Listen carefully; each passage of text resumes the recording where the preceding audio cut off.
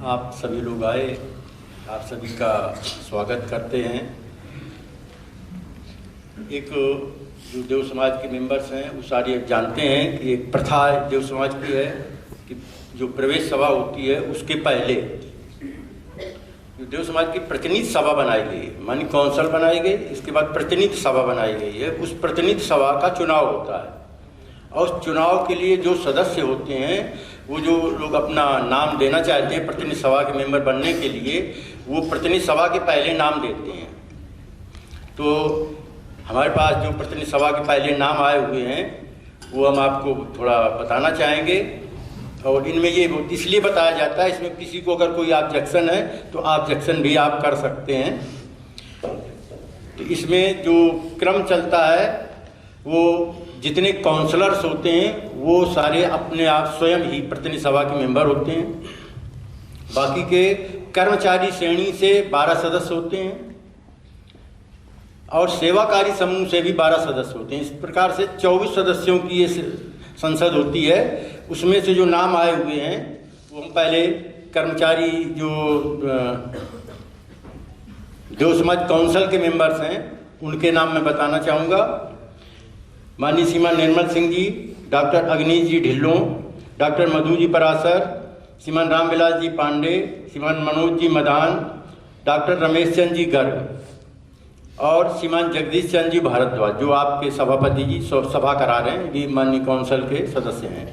इसके बाद कर्मचारी श्रेणी में श्रीमान विचित्र सिंह जी, श्रीमान कर्नल सिंह जी, श्रीमान हुकुम सिंह जी चौहान, श्रीमान अमरनाथ जी सिंघल, डॉक्टर सुनीता जी रंगूला, श्रीमान वेद प्रकाश जी, ये नाम आए हुए हैं प्रतिनिधि सभा की सदस्यता के लिए।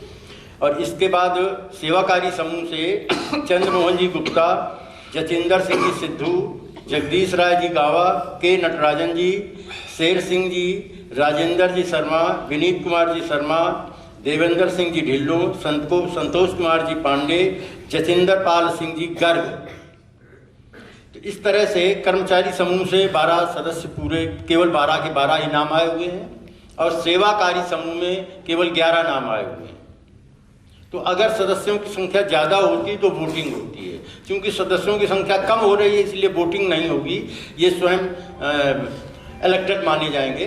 और एक सेवाकारी समूह में पद खाली है, वो रिक्त स्थान जिनको अपना मेंबर बनना है वो अपना प्रार्थना पत्र देंगे और जो मार्च में अधिवेशन होता है उसमें उनका चुनाव होकर के उनको प्रतिज्ञा कराई जाएगी। तो इसके बाद ये क्रम था। इसके बाद और जो सूचनाएं वगैरह हैं वो आपको बताई जा रही हैं। आप थोड़ी देर प्रतीक्षा करें, बैठें।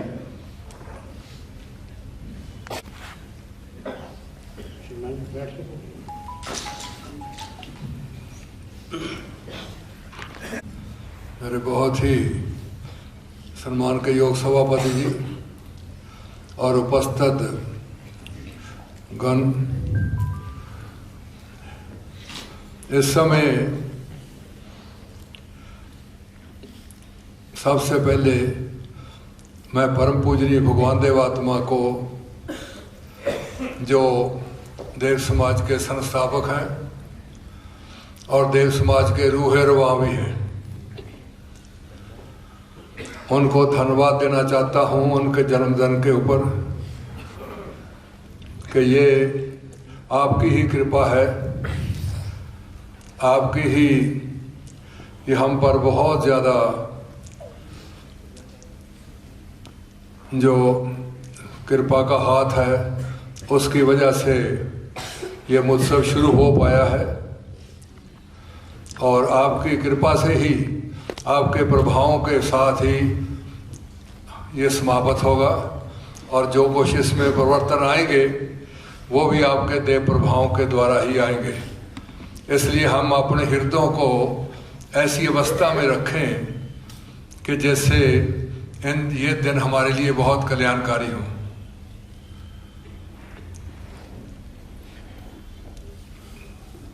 ये मैं थोड़ा सा सभापति जी के मतलब जरूर बताना चाहूँगा, बाद में सूचनाएं बताएंगे कि उन्होंने कुछ बताया है।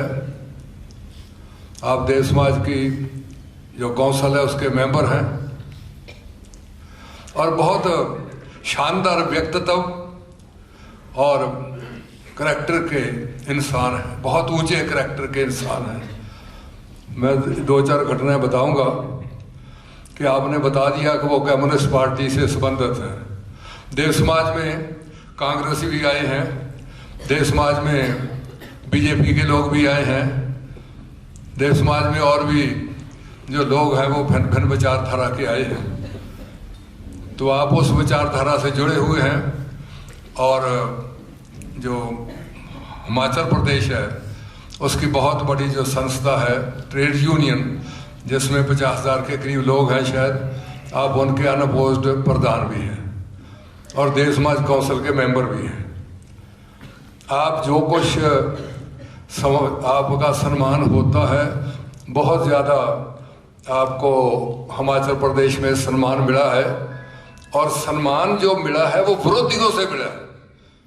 अपने लोग तो सम्मान करते ही अपने अच्छे लोगों का, लेकिन विरोधी करे तो फिर डंके की चोट से वो जाना जाता है कि ये आदमी के अंदर कोई योग्यता ही ऐसी है कि जो इनके विरोधी हैं वो भी इनको सम्मान करते हैं।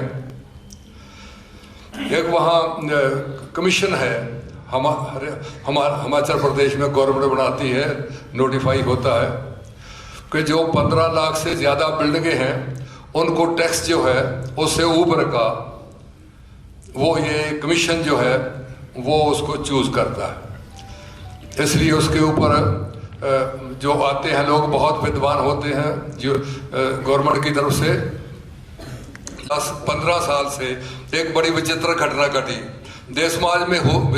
ऐसी घटना घटती हैं, पहले भी घटती रही हैं कि वहाँ पहले जो बीजेपी की गवर्नमेंट थी उनके जो मुख्यमंत्री थे उन्होंने इनको कहा कि हम आपको इस कमीशन में मेंबर नियुक्त करना चाहते हैं। तो उन्होंने कहा कि क्या बात, आप इतना बड़ा पावरफुल आपका ये कमीशन है जिसके प्रेसिडेंट जो है वो प्रधानमंत्री के अपने सुपुत्र हैं। वो कहते हैं वो इसलिए आपको कर रहे हैं कि इनको जेल जाने से आप ही बचा सकते हैं। ये देव समाज का करैक्टर है, ये देव समाज की विशेषता है कि उसको वो लोग भी उसमें आना चाहते हैं, लाते हैं कि जो बिल्कुल विरोधी हैं, जिन्हें पता कि कम्युनिस्ट पार्टी और बीजेपी पार्टी बिल्कुल एंटी पार्टी है। उसके बाद फिर कांग्रेस का गवर्नमेंट बनी हिमाचल में, वीरभद्र सिंह जी की। उनके पास जब वो गया कमीशन के मेंबरों का नाम, तो उन्होंने कहा मुझे पिछली जो गवर्नमेंट है उसका पढ़ के सुनाए। उन्होंने बाकी पढ़ दिया और कहा जी एक वो जो कम्युनिस्ट हैं यहाँ लीडर हमारे हिमाचल के, उनको भी नॉमिनेट किया गया है, यहाँ नियुक्त करते हैं। तो उन्होंने एक और का नाम काटा और इनका नाम लिख दिया। तो उन्होंने जो आदमी आया था उससे पूछा कि आपने पूछा नहीं कि इतना बड़े आदमी को काट दिया और इनका नाम रख दिया जो हमारे विरोधी हैं। वो तो प्रधान मुख्यमंत्री को कौन पूछे। उन्होंने कहा यही आपको जेल जाने से बचाएंगे, इसलिए हम इनको इसमें रखें। अब गवर्नमेंट फिर वहां पे बन गई बीजेपी की। 2 साल तक उन्होंने उसके मेंबर अपने पूरे किए। 2 साल के बाद इनको एक जो कैबिनेट मंत्री था उसने बुलाया और टेलीफोन पे कहा कि भारद्वाज जी कृपा करके इसके मेंबर बन जाए। इन्होंने कहा कि आपके पहले भी हैं, बने हुए हैं, कुछ बात हुई होगी। उन्होंने कहा नहीं नहीं, आपके बगैर हमारा चारा नहीं है, और उसके भी मेंबर बन गए। अब ये जो इनको या जो असेंबली है इसकी हिमाचल प्रदेश की, उसकी वहाँ मीटिंग हो रही है, किसमें है? धर्मशाला में। तो उन्होंने इनको कहा कि आज आपकी मीटिंग है। वहाँ जो मंत्री है उसने, कैबिनेट मिनिस्टर ने फ़ोन किया कि भारद्वाज जी हमारी मीटिंग है, आपका आना बहुत ज़रूरी है। इन्होंने कहा मैं इतने शॉर्ट नोटिस पे नहीं आ सकता, मेरी पहले अपॉइंटमेंट कहीं फिक्स है, वहाँ मैं जाऊँगा, उसके बाद अगली मीटिंग में आऊँगा। तो ये जो ऑनेस्टी है ये बाकी की पार्टियों में फिर क्यों नहीं है? ये क्यों इनकी मांग हो रही है? ये देव समाज यहाँ से बोलती है। विशेष सम्मान के श्रीमान सामण सिंह जी को अंग्रेजों के वक्त में फरिश्ता तहसीलदार कहा गया था। उनके मतलब जो गवर्नर थे हेनरी क्रेग, उसने कहा था ऐसा ऑनेस्ट व्यक्ति मैंने सारे हिंदुस्तान में नहीं देखा। तो ये हमारे ये पूजनीय भगवान यहाँ उनके देह प्रभाव बोलते हैं और यहाँ फिर कीमत भी पड़ती है, गवर्नमेंटें कीमत डालती है। तो मुझे बहुत खुशी हुई आज इनकी कि इन्होंने बहुत अच्छी सभा कराई, अपने स्टाइल से कराते हैं, विद्वान हैं, एडवोकेट हैं। तो उसमें उसका वो भी इनका तजर्बा है। फिर किताबें पढ़ते हैं, अध्ययन करते हैं, वो इसमें शामिल हों, हमें लाभ जरूर हो। बहुत दफ़ा देखने में मिलता है कि लोग आते हैं, बातें करते हैं, सभाएं सुनते हैं, लेकिन जब प्रकाश की सभा होती है तो डर जाते हैं कब क्या बोलेंगे। और वो हमारा एक तरह का लास्ट सभा होती है जिसमें हम बताते हैं कि हमें 4 दिनों में लाभ क्या हुआ। तो लाभ तो 2 किस्म के ही होते हैं, उच्च भाव में लाभ और नीच भाव में किसी न किसी से हमें मोक्ष हो या उससे किसी हद तक हमारे अंदर घृणा पैदा हो। मोक्ष वही है, उच्च घृणा को ही मोक्ष कहते हैं। जितनी उच्च घृणा पैदा होगी उतनी मोक्ष होगी। वो अनुपात से ही होती है, उससे इधर उधर नहीं होती। इसलिए उसमें शामिल होंगे तो हमें ज़रूर लाभ होगा। और एक बात जो मुझे बहुत ही जिससे खुशी मिली कि देव समाज के पास लोग मुझे कहते हैं कि आपके पास स्कूल के बच्चे बड़े हैं, तो मैं कहता हूँ जिसके पास आज के युग में बात बताने के लिए और बात सुनने के लिए स्कूल के बच्चे हैं, तो वो तो बहुत प्रगतिशील समाज बनने वाली है। ये बच्चे जो हैं, ये भारत का भविष्य तो यही है। ये जो छोटे छोटे बच्चे हैं, अभी कल को मेरा ख्याल इसमें जगह भी नहीं हाल में बचेगी, इतने और लोग आ जाएंगे। तो और भी लोग आए, जितने भी आएंगे, क्योंकि ये वैज्ञानिक सोच बनाती है, ये सात्विक भाव पैदा करती है। हम मांग हमारी कुछ नहीं है। पूज्य भगवान ने कभी नहीं फरमाया कि आप हमें पैसे दे दो, आप हमें धन दे जाओ, वो तो खुद ही आप देंगे। वो तो जब आपके अंदर उस परिवर्तन आएगा आप देंगे ही, उससे ऐसे जा नहीं सकते। तो ये हमारा तो बहुत बड़ा सौभाग्य है कि हमारे पास बात पहुँचाने के लिए इंडिया में ये नई नस्ल की पहुँच जो है वो हमारे पास है। हजारों की तादाद में है हम, और हमारे पास होते हैं ये सारे कार्यक्रम। ये इन दिनों हमने पीछे ये सब कॉलेजों स्कूलों में भेजा था कि इन दिनों में ये काम किए जाएं। उनमें मुझे परसों यहाँ शामिल होने का मौका मिला। इसी यहाँ वो क्विज का प्रोग्राम था और उसमें जो कॉलेज की स्टूडेंट्स ने जवाब दिए, उससे मेरा दिल छुआ गया। मैंने कहा उन्होंने किताबें पढ़ी हैं, उन्होंने बहुत बड़ी किताब पढ़ी है जो अग्नीज ने, मैडम ढिल्लों ने लिखी हुई है, पूज्य भगवान की एजुकेशन फिलासफी के ऊपर, इंग्लिश में है।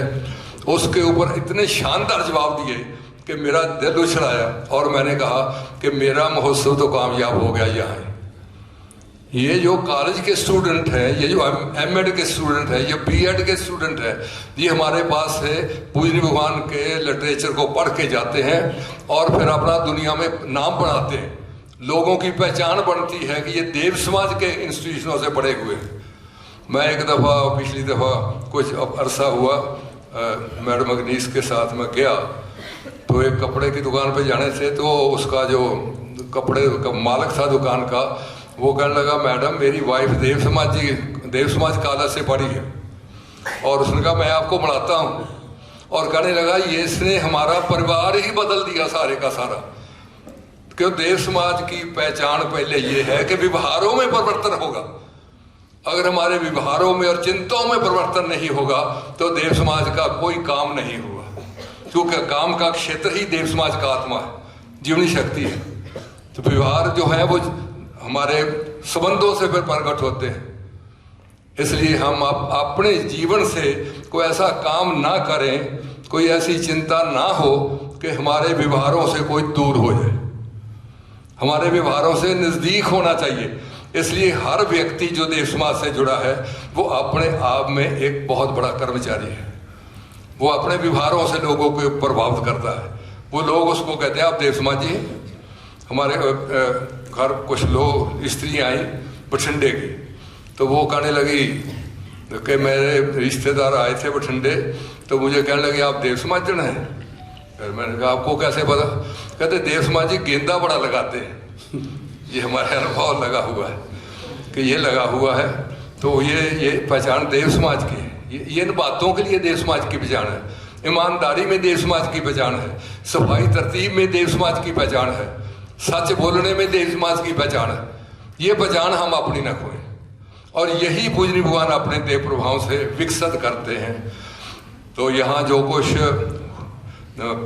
आपकी स्वागत के लिए किया गया है, वो डॉक्टर अगनीज ने और इनकी टीम ने जो अणथक मेहनत की है, वो आप बाहर निकलेंगे, घूमेंगे, आपको खाने में मिलेंगे, आपको हर जगह उसका परिचय मिलेगा। तो मैं तो कहता हूँ कि थैंक यू तो बनता ही है फिर देव समाज का, कि धन्यवाद कह के जाए और कुछ नहीं। तो ये तो बहुत मिनिमम होता है।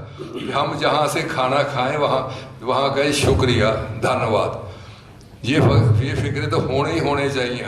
देव समाज जी सबसे ज़्यादा पहचाने जाएं कि धन्यवाद के लिए, प्लीज़ के लिए, सॉरी के लिए। ये तीन बातें अगर हमारे व्यवहारों में आती हैं तो हम देव समाजी हैं।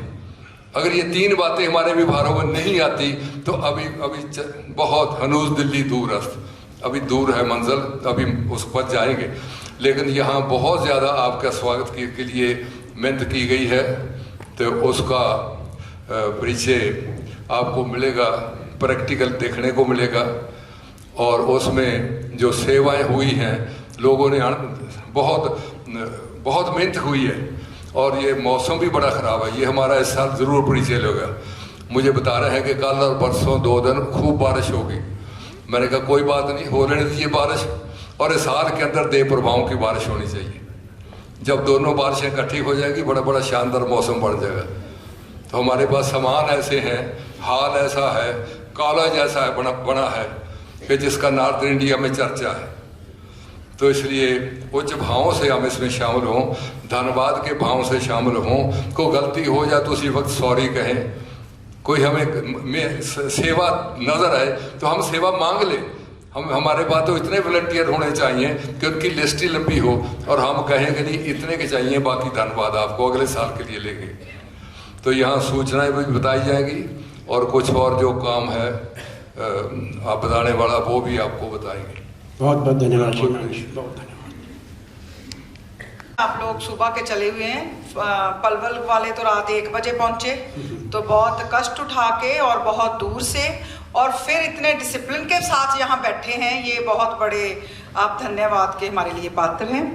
तो आपके लिए कुछ इंतज़ाम किए गए हैं, उसमें से खाने का मैं वक्त बता देती हूँ। पहले वो 1 बजे खाना सुबह शुरू होगा, कल दोपहर का होगा, और अभी शाम का पहले भजन का संगीत जहाँ पे करेंगे, लेकिन एक दफ़ा हम 7 बजे खाना ओपन कर देंगे। 7 बजे तक मुझे लगता है ये अभी जो 5 कॉलेजेस हैं उनका कंपटीशन ख़त्म हो जाएगा। बहुत तैयारी के साथ कॉलेजेस आए हैं, तो आप कृपया थोड़ा फ्रेश होके वो भजन संध्या जो हमारी है उसमें ज़रूर आएँ। और उसके जो भजन है वो एक भजन अपने आप में एक सभा है। वो ऐसे किसी ने नहीं लिखे, वो जो दिलों में परिवर्तन हुए हमारे बड़े कर्मचारी जो थे और जो सेवक थे, उन्होंने अपने जीवन से लिखे हुए वो भजन हैं जो आपको हमारे स्टूडेंट सुनाएंगे। तो दूसरा मैंने आपसे कहना था कि कल बारिश, जैसे श्रीमान जी ने बताई कि कल बारिश का मुझे लगता है, तो घबराने की बात नहीं है। बाहर का टेंट है, अगर बारिश हुई तो नीचे जो बड़ा हॉल है वो हमने खाली रखा है, खाने का इंतज़ाम फिर वहाँ होगा। तो अगर खाना आपको वहाँ ना मिले, बारिश हो, तो आप नीचे जाएंगे, ये जो बड़ा हॉल है वहाँ पे आपको खाना मिलेगा। और जो सभाओं का टाइम है वो बाहर सारा प्रोग्राम लगा हुआ है, तो कृपया जो जैसे 9 बजे सभा है तो 8:45 बजे तक ये हॉल में आप लोग प्रवेश करें। जो बाहर से भी आ रहे हैं वो सबसे मेरा अनुरोध है कि लेट ना आए। एक मैं अभी महसूस कर रही थी कि सर्दी का वक्त है, खांसी पर किसी का वो कंट्रोल नहीं हो सकता, तो उसके लिए मेरी आपसे बेनती है कि बच्चों के भी जो साथ में टीचर्स हैं, वो जो बहुत कोई बीमार बच्चे हो गए हैं उनको अपने अंदर ही रखें, क्योंकि यहाँ ठंड का मौसम है। जो बड़े भी हैं वो अपने साथ कोई गोलियां मिलती हैं वो लाएं, वो साथ साथ में चूस लें, बजाय वो खांसी आगे फैलती है, वो जर्म्स आगे जाते हैं, वो सबके लिए हानिकारक हो सकते हैं। अपना रुमाल साथ में रखें। और जो उससे भी बड़ी बात है वो ये है कि फ़ोन को स्विच ऑफ करें। और यहाँ पे फ़ोन का इस्तेमाल ना करें, बहुत ज़रूरी है तो हॉल से बाहर जाके करें।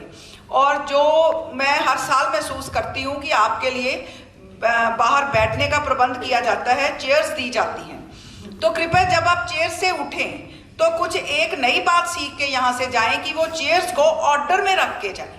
वो ऐसे ना छोड़ के सभा में आ जाएं जैसे बाहर लॉन में कोई भूचाल आ गया है, किसी चेयर का मुंह किधर को होता है, किसी का किधर को होता है।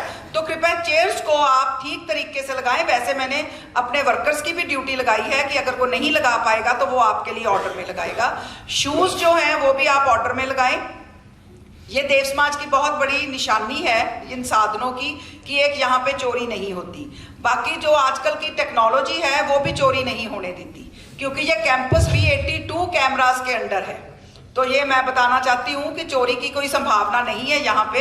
आप लोग अपने जो इस हॉल में नहीं है, मनोज जी देख रहे हैं, ये हॉल में हम नहीं रखते कैमरा। तो बाहर सारे कैंपस में 82 कैमरास हैं, आपकी कोई वस्तु यहाँ से गुम नहीं हो सकती। लेकिन ये मुझे विश्वास है कि एक दफ़ा की बात है, बहुत साल हो गए यहाँ पे किसी के शूज़ गुम हो गए, तो उस आदमी ने क्या कहा कि ये देव समाज की सभाएं चल रही हैं, आपके शूज़ गुम हुए हैं, कोई गलती से डाल के चला गया होगा। और वो शूज़ कैसे एक्सचेंज हुए वो भी बड़ी हैरानी की बात है। हमारे बहुत ही श्रीमान रूपचंद जी और श्रीमान इकबाल सिंह जी जो मेरे नाना जी थे, दोनों थोड़े बड़े चुस्त फुर्त देव समाज जी थे, दोनों ने एक दूसरे के उल्टे शूज़ डाल लिए और हंगामा होने लगा कि उनके शूज़ कहाँ गए, वो गए, उनके कहाँ गए। दोनों एक दूसरे को ढूंढते ढूंढते मिले और कहा तूने मेरे डाल लिए, आपने, मैंने आपके डाल लिए। तो ये गलती सिर्फ शूज़ उल्टे डालने की हो सकती है, शूज़ चोरी होने की नहीं हो सकती। लेकिन फिर भी हम अपने सामान का ध्यान रखें। अपने शूज़ का भी लेडीज़ लगाई हुई हैं। तो ये कुछ सूचनाएं थी। और डॉक्टर्स का भी बाहर नाम लिखा हुआ है। जब ये हॉल में आप एंटर करेंगे, बाहर एक छोटी लिस्ट है, उसमें डॉक्टर्स के फ़ोन नंबर हैं। तो जो भी टीचर इंचार्ज हैं वो डॉक्टर्स के फ़ोन नंबर अपने फ़ोन पे ले। कैंपस में भी 2 डॉक्टर्स हैं, डॉक्टर रमेश गर्ग जी हैं, डॉक्टर शर्मा जी हैं फिरोजपुर से, तो ये 2 अंदर हैं और एक बाहर, 2 हमारे हॉस्पिटल्स के भी नंबर हैं। तो वो भी आप अपने पास रखें अगर इमरजेंसी है। और भी कोई खास इमरजेंसी है तो मेरा नंबर भी है वहाँ पे, कोई वैसे साधारण इमरजेंसी में तो आप वहाँ पे कॉल कर सकते हैं। कोई चीज़ आपको गिरी मिले, किसी का फ़ोन मिले, तो वो आप यहाँ जो हमारा हेड ऑफिस लिखा हुआ है वहाँ उसके पीछे एक ऑफिस है हेड ऑफिस का, वहाँ पे आप जमा करवा सकते हैं। तो अब बस मैं नेक्स्ट सूचना दूंगी शाम की सभा की। वक्त ज़्यादा हो गया। जो कॉलेजेस के स्टूडेंट्स हैं और उनके इंचार्ज हैं वो अभी यहाँ पे रिपोर्ट करेंगे।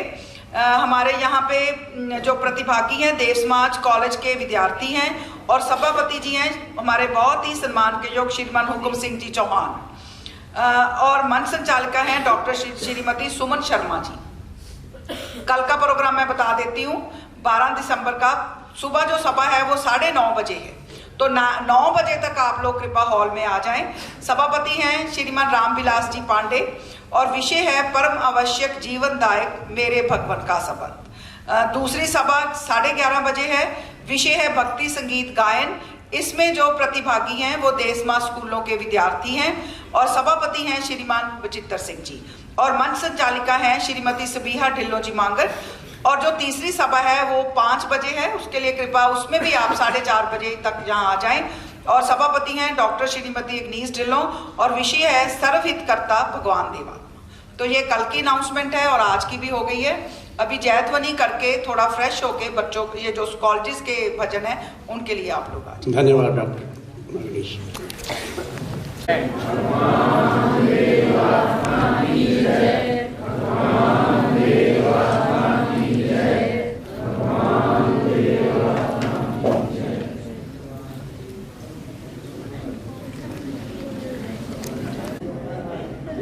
गड़बड़ी कहीं लग रही बताएं, क्या सुधार होना चाहिए? सुधार बताएं क्या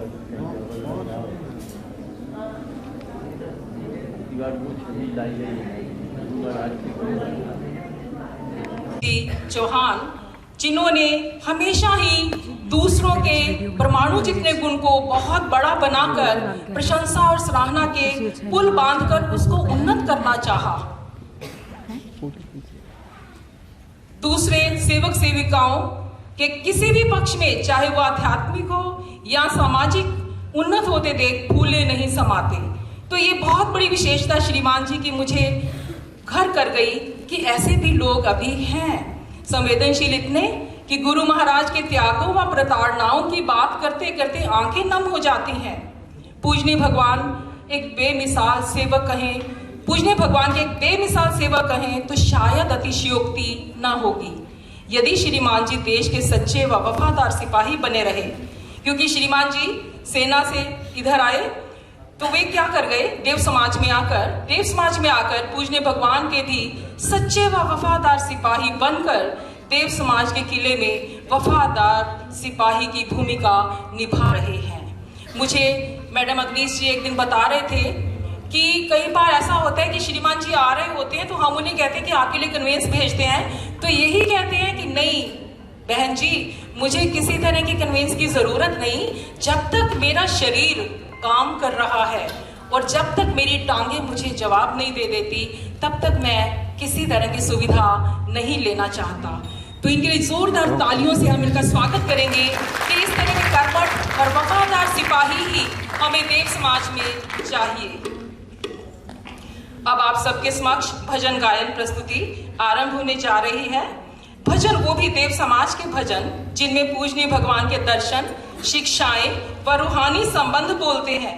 तो मैं यही सोच रही थी कि पूजनीय भगवान का उस समय का सेवक दल रूहानी स्तर पर व बौद्धिक बल से कितना मेधावी, कितना अधिक घनिष्ठ संबंध महसूस करता होगा कि अकस्मात ही उनके मानस पटल से इतने रूहानियत से व इंसानियत से सराबोर भजनों के शब्द निसृत हुए, यानी निकल उठे।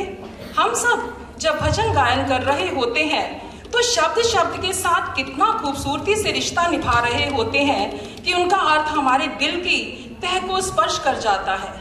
यहाँ तक कि कुछ भजनों के श्रवण से तो हम पुलकित होने के साथ साथ रोमांचित भी हो जाते हैं, और ऐसा होता है। तो आइए भजन गायन की ओर अग्रसर होते हैं। तो पहला भजन है Dev Samaj college for women 45B Chandigarh. भजन है सतगुरु तुम पर मैं बलिहार, सतगुरु तुम पर मैं बलिहार। परम पूजनीय भगवान देवात्मा ने पूरे विश्व के लिए जो दान दिया है वैसा दान अन्यत्र कहाँ मिलने वाला। संबंधों में चल रही नार की लीला को स्वर की लीला बना दिया, विघटित हो रहे परिवारों को जोड़कर माधुर्य रस से भर दिया। तो फिर ऐसे सदगुरु पर हम बलिहारी क्यों ना हो। हमारा सबका तो सौभाग्य है कि आज विश्व को एक निराली व लासानी दिशा देने वाले पूजनीय भगवान का हम शुभ जन्म महोत्सव मनाने के लिए एकत्रित हुए हैं। तो श्रवण करते हैं सतगुरु तुम पर मैं बलिहार, सतगुरु तुम पर मैं बलिहार। प्रस्तुत कर रही हैं देव समाज 45 की छात्राएं। तो हम ध्यान से सुनेंगे।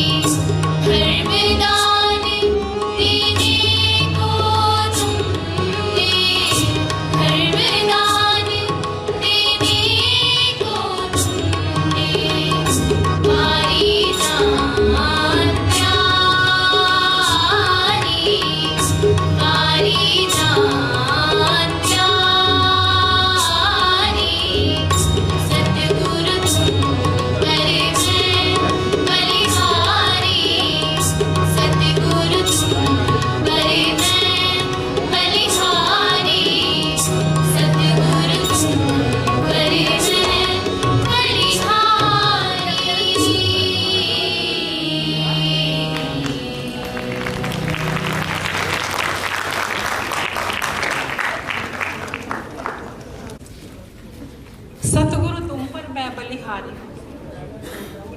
तो परम पूज्य भगवान देवात्मा ने पर मैं बलिहारी खूबसूरत भजन और बड़े ही मधुर लय में आप सबके सामने प्रस्तुत किया गया।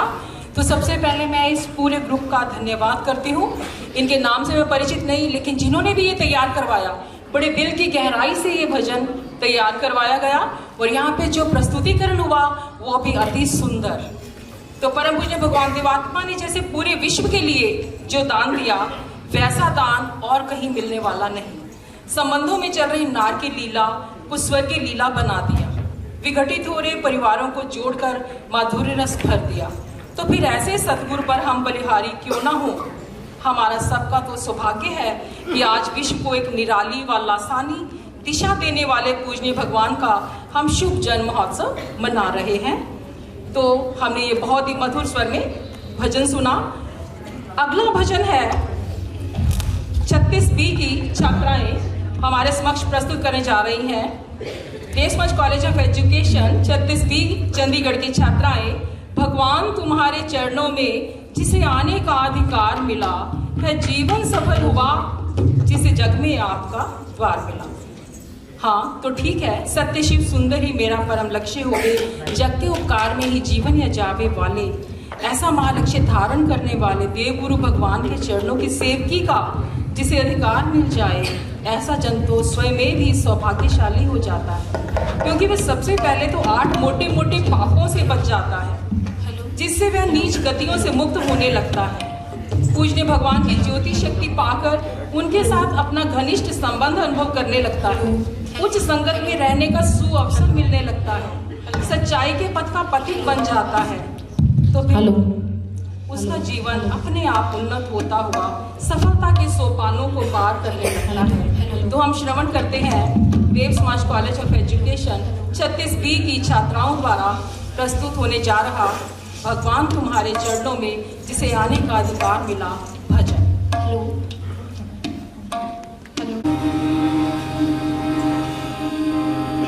भगवान तुम्हारे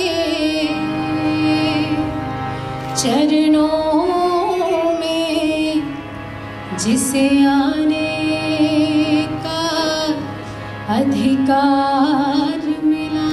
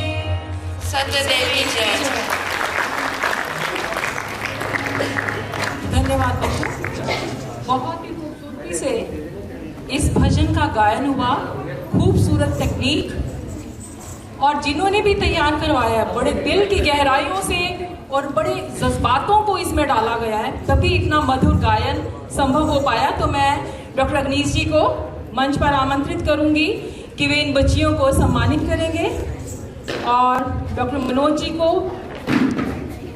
डॉक्टर भारद्वाज जी को, पांडे जी को प्लीज मंच पर आए, और सभापति जी आज के।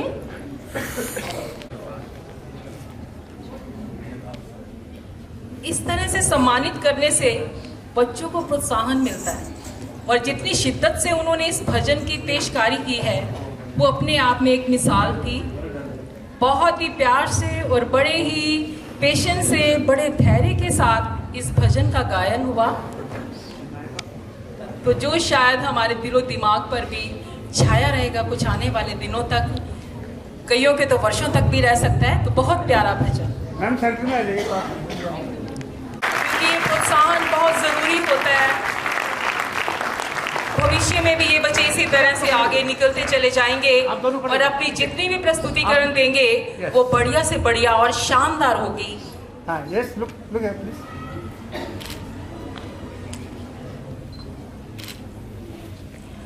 नेक्स्ट भजन है Dev Samaj college of education Firozpur. इस शब्द के साथ जुड़े हुए हैं और इतने सार गर्भित हैं कि वे हमारी आत्मा को झंझोड़ देते हैं। तो इसलिए इन बच्चियों का जितना धन्यवाद करें उतना ही कम है कि हम सबको सराबोर कर दिया पूजनीय भगवान के विचारों से। उनके जो व्याख्यान है वो भी सारे इसी तरह के हैं कि किस तरह से हम आपके दर के साथ जुड़े। जोरदार करतल ध्वनि, जोरदार तालियों से हम इन बच्चों को प्रोत्साहित करेंगे। धन्यवाद ma'am. College of education Firozpur, मैं उन्हें मंच पर आमंत्रित करूंगी। Dev Samaj college of education Firozpur. Hello hello hello.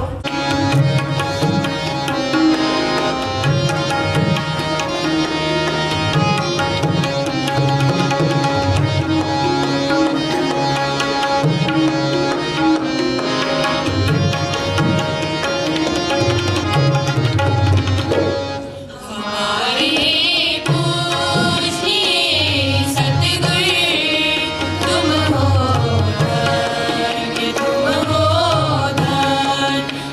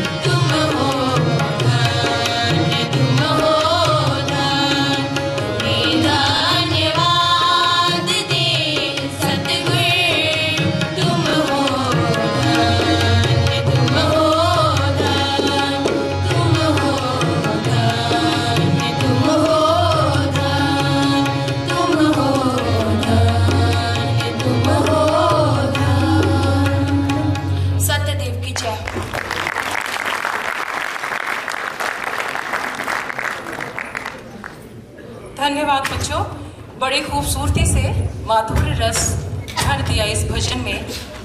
तो इनके तैयार करने वालों को भी मैं नमन करती हूँ और इन बच्चियों का भी मैं हार्दिक अभिनंदन भी और धन्यवाद भी करती हूँ कि बहुत खूबसूरती से इन्होंने इस भजन को गाया। तो मैं डॉक्टर अग्नीश जी को यहाँ आमंत्रित करती हूँ, श्रीमान पांडे जी को, श्रीमान भारद्वाज जी को, श्रीमान गर्ग साहब को मंच पर आमंत्रित करती हूँ कि इन बच्चों का प्रोत्साहन बढ़ाएंगे। भगवान देवात्मा जो परम हितैषी थे, पूरे विश्व को एक स्वर्गीय लीला प्रदान करने के लिए उन्होंने घोर झंझावातों में अपनी कुर्बानियां दी। अपने जीवन की परवाह न करते हुए हमें सात्विक जीवन जीने के लिए अग्रसर किया। तो मैं नमन करती हूँ कि उन्हीं के भजनों को हम आगे बढ़ाने के लिए इस प्रयास को कर रहे हैं। तो एक बार फिर से जोरदार तालियां इन बच्चों के लिए। बहुत मेहनत करते हैं ये बच्चे, दिन रात एक करके इन भजनों को तैयार करते हैं। तो इतना बनता है कि हम इनको प्रोत्साहित करें ताकि भविष्य में भी इतनी खूबसूरती से ये भजन गायन प्रतियोगिता या ये भजन गायन संध्या हमारी होती चलती रहे। क्योंकि पूजनीय भगवान की शिक्षा को जन जन तक पहुंचाने का ये एक बहुत प्यारा सा साधन है जिसे हम यहाँ मिलकर करते हैं। नेक्स्ट टीम हमारी है Dev Samaj college for women Firozpur शहर। देव Samaj college for women Firozpur शहर मैं मंच पर आमंत्रित करूंगी कि ये बच्चियां अपने इंचार्ज और अपने कंपनीज के साथ मंच पर आएंगे। इनके भजन के बोल हैं, प्रगटे देव गुरु भगवान जीवन ज्योति देने वाले, जीवन ज्योति देने वाले, जीवन शक्ति देने वाले। इस भजन के रचयिता ने, मैं सोच रही थी जब इस भजन को मैं पूरे हुआ है, अज्ञान के मार्ग के राही हमें अपनी देव शक्तियों व देव ज्योति और देव तेज के माध्यम से ज्ञान प्रदान करने के लिए हुआ है। भौतिक सूर्य तो भौतिक जगत के पदार्थों को प्रकाशमान करने में समर्थ है, लेकिन जीवन ज्योति अर्थात आत्मिक ज्योति के दाता पूजनीय भगवान हमारे लिए आत्मिक सूर्य बनकर आए। नीच गतियों से को दिखाकर उनसे मुक्ति का मार्ग दिखाने के लिए प्रकट हुए ताकि जीवन जीने की शक्ति का हम में विकास हो पाए। अन्यथा तो भटके हुए जीव की न्याय ये जीवन तबाही के मार्ग पर जाने के लिए सदा लालायित रहता है। और हम हैं भी ऐसे ही कि जहां हमें सुख मिलता है हम उस ओर भाग चलते हैं, चाहे उसमें कितना भी हमें आगे दुख भोगना पड़े। अभी मैंने आज दैनिक भास्कर को पढ़ा, उसमें सुप्रीम कोर्ट के एक जज ने स्टेटमेंट दी हुई थी कि बाबे और ढाबे ये इंडिया में बहुत ज़्यादा है और हमें वाकई देखने को मिलते हैं, लेकिन यहाँ जो रूहानियत की वर्षा होती है वो अजब और गजब होती है। तो हम सुनने जा रहे हैं परम पूजनीय भगवान देवात्मा को समर्पित ये भजन, प्रगटे देव गुरु भगवान जीवन ज्योति देने वाले।